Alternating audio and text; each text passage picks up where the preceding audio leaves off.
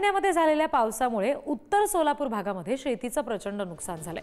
शेतामध्ये पाणी साचलं, त्यामुळे भुईमुगाच्या शेंगा जमिनीतच कुजल्या। उन्हाळी कांदा, सोयाबीन, उशिरा पेरणी झालेल्या ज्वारी यासारख्या पिकांचं सुद्धा मोठं नुकसान झालंय। साखरेवाडी गावातील एका शेतकऱ्याच्या घराचं छत उडून गेलं, भिंत सुद्धा कोसळली।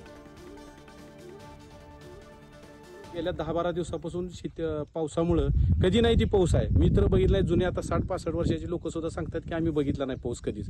हे आसमानी संकट गावावर आलं साहेब। माननीय दिलीपराव माने साहेब यांना भेटलो की हे आसमानी संकट आमची कोणच दखल घेणार नाही। त्यांनी तात्काळ तहसीलदार उत्तर सोलापूरांना फोन लावला, आमचं निवेदन घेतलं आणि तहसीलदार साहेबांचे आभार मानतो की त्यांनी लगेच पंचनाम्याचे आदेश दिले। काल आदेश दिले साहेब, तलाठी आणि सर्कल मॅडमला आदेश दिलेत काल।